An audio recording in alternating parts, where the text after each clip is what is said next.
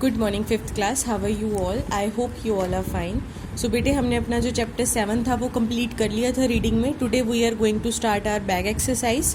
ठीक है, तो मैं आपको बैक एक्सरसाइज समझा देती हूँ इसमें पहले. When a tissue around a joint get torn due to a sudden jerk, it results in sprain. जब भी हमारे कोई मांस फटता है या टिश्यू हमारा कोई ब्रेक होता है तो उसको हम क्या बोलेंगे? स्प्रेन. वो मसल रप्चर नहीं होता, फ्रैक्चर नहीं होता, ब्रूज नहीं होता. ब्लिस्टर्स क्या होता है? छाले, जिसे हम बोलते हैं red rashes, bite mark, water eruptions या वाटर ड्रॉप. वाटर इरप्शन इसका आंसर है. A fracture is caused when. Fracture कब होता है? A tissue get torn, a bone crack, a joint break या स्किन गेट कट. जब कोई हड्डी टूट जाती है, अ बोन क्रैक, ठीक है, तब फ्रैक्चर होता है. Fourth, such cloth should not be worn in the kitchen. Nylon, cotton, warm या कूल. हमने पढ़ा था ये चैप्टर में. नायलॉन के कपड़े हमें नहीं पहनने चाहिए किचन में जब हम काम कर रहे हैं.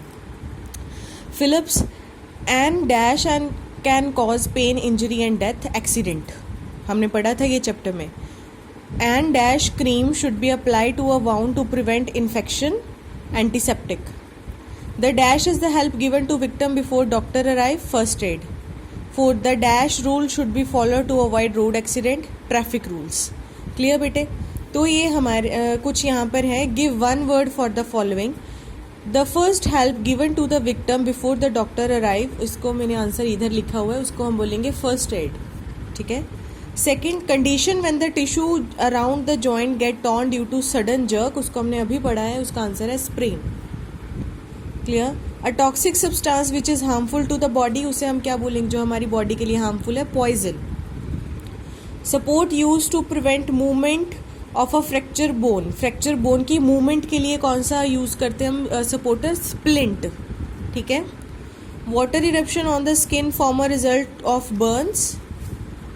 ब्लिस्टर. क्लियर. छाले पड़ जाते हैं जलने के बाद. ओके. और आगे हम बेटे क्वेश्चन आंसर्स रीड करेंगे. फर्स्ट क्वेश्चन है हमारे पास, what is an accident? How can accident be prevented? Accident क्या होता है और इससे कैसे बच सकते हैं?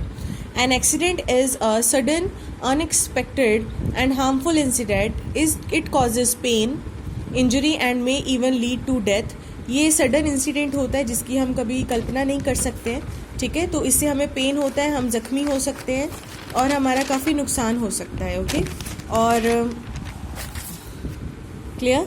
Most accident take place due to carelessness. काफ़ी एक्सीडेंट जो होते हैं वो केयरलेस होने की वजह से हो जाते हैं. तो accident can be prevented if we observe some simple safety rule. हम एक्सीडेंट से तभी बच सकते हैं अगर हम थोड़े बहुत सेफ्टी रूल्स को फॉलो कर लें, ध्यान से चलें, केयरफुल रहें और अलर्ट रहें हर चीज़ को लेके. ठीक है. Second question is, how will you put out fire caused by petrol? अगर पेट्रोल से आग लगी हुई है तो उससे हम कैसे बच सकते हैं? फायर कॉज्ड बाय पेट्रोल और kerosene should be put out by throwing sand instead of water. हमें उसके ऊपर रेत फेंकनी चाहिए, पानी नहीं फेंकना चाहिए.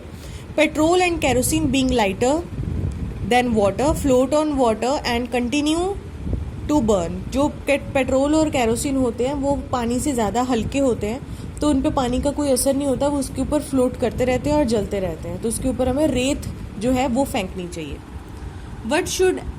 What first aid should be given in case of sprain and animal bite.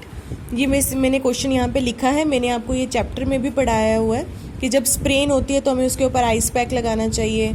ठीक है. अप्लाई पेन रिलीविंग कुछ उसके ऊपर ऑइंटमेंट कुछ स्प्रे कर देना चाहिए. उसके ऊपर बैंडेज लगा देनी चाहिए उस अफेक्टेड एरिया के पास. ठीक है. Give complete rest to the affected person. उस पर्सन को कंप्लीट रेस्ट देनी चाहिए. और अगर ज़्यादा ज़रूरी है तो हमें क्या करना चाहिए? डॉक्टर के पास जाना चाहिए. ठीक है. अगर एनिमल बाइट है तो सबसे पहले हमें वॉश द वाउंड. जख्म को सबसे पहले साबुन से अच्छे से धोना चाहिए.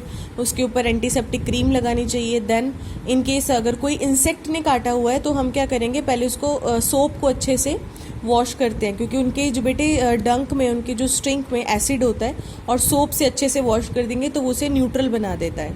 Clear. Apply an antiseptic cream. फिर उसके ऊपर एंटीसेप्टिक क्रीम भी लगानी चाहिए हमें. क्लियर.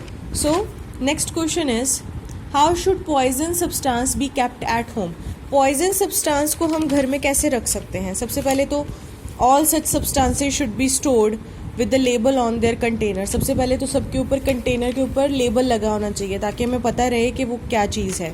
ठीक है। Second, poisonous substance should be stored out of the reach of children, हमें हमेशा बच्चों की पहुंच से दूर रखने चाहिए poisonous substance. Clear. So next is what first aid should be given in case of snake bite. Snake bite, अगर सांप को कोई काट लेता है तो हमें क्या करना चाहिए, ये भी मैंने चैप्टर में पूरा डिटेल में करवाया, आपको डायरेक्ट ही क्वेश्चन है। All snake bite should be treated with utmost care, as most of the time the victim may not know the type of snake that has been bitten। तो सबसे पहले तो जिसको भी सांप ने काटा है उसकी हमें एक्स्ट्रा केयर करनी चाहिए, क्योंकि नॉर्मली विक्टिम को पता नहीं होता कि कितना जहरीला सांप होगा।